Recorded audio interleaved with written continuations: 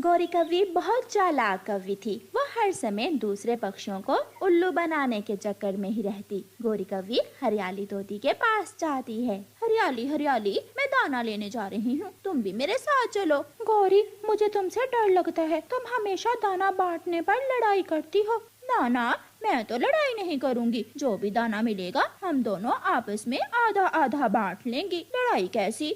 हरियाली तोती मान जाती है और गौरी कव्वी के साथ दाना लेने चली जाती है। घने जंगल में जाकर हरियाली तोती को एक पेड़ के पास चनों का एक पौधा दिखाई देता है। वाह, वो रहा चनों का दाना।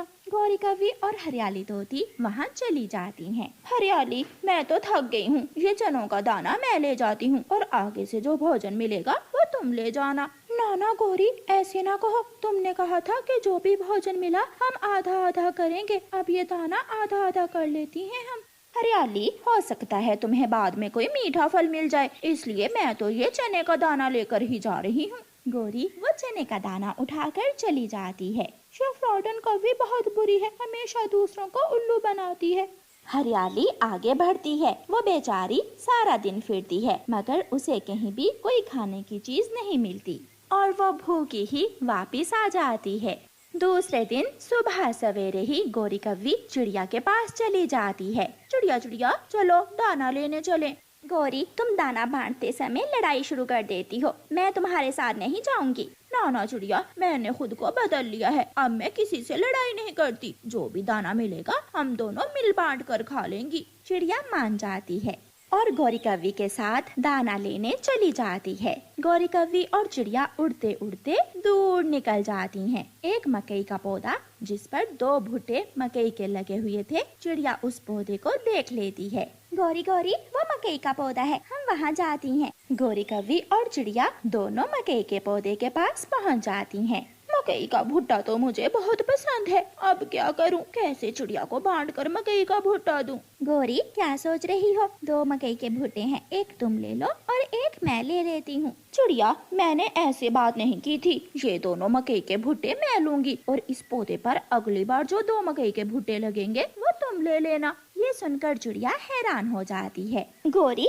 ये तुम क्या कह रही हो? इस पौधे पर तो दोबारा 3 महीने बाद मकई का भुट्टा लगेगा, तुम मुझे इसी में से एक दे दो। माफ करना चिड़िया, ये तो नहीं हो सकता। गौरी कव्वी दोनों मकई के भुट्टे तोड़कर वापस चली जाती है। इस कव्वी का दोबारा मैं कभी भी विश्वास नहीं करूंगी। चिड़िया बेचारी फिर से अपना दाना लेने आगे चली जाती है।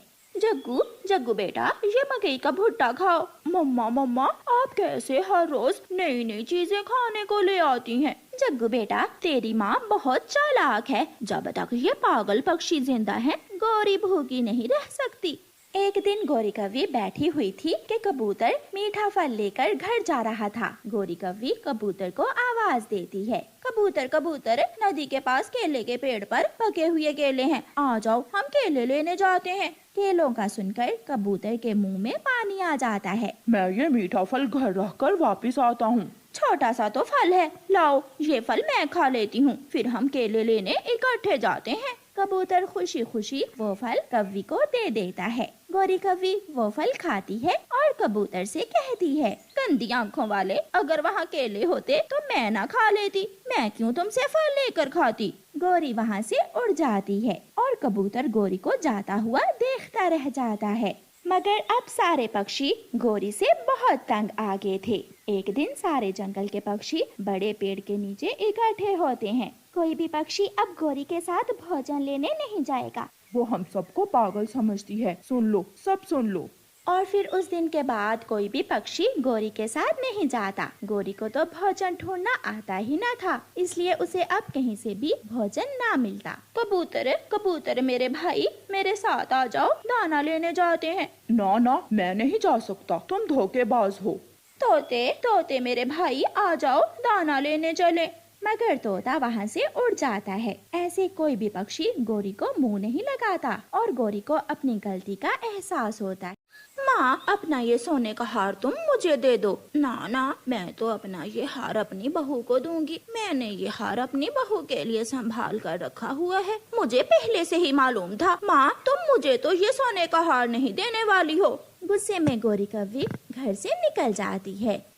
काले काले पंखों वाला, सुंदर सुंदर आँखों वाला, मेरा कौवा कहाँ है काला, मेरे सपनों का शहजादा।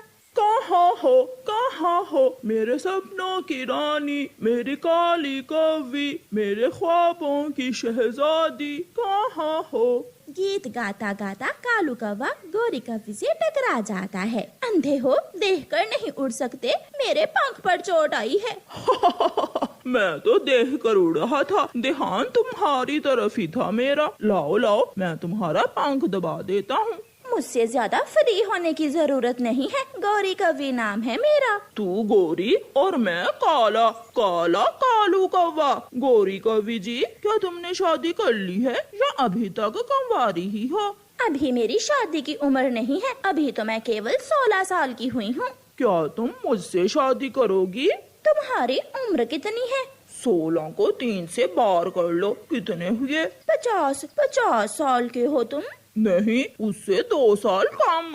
अगर मैं तुमसे शादी कर लूं तो तुम मुझे क्या लेकर दोगे? जो तुम कहोगी मैं वही लेकर दूंगा। सोने का हार लूंगी, फिर ही मैं तुमसे शादी करूंगी। अगर मैं तुम्हें सोने का हार ला दूं तो तुम मुझे बुढ़ा बोलकर छोड़ तो नहीं दोगी? कालू कौवे जी, मैं वादे की पक्की हूँ, मैं क्यों छोड़ूंगी तुझे। सोने का हार ला दो और मुझे ब्याह कर ले जाओ।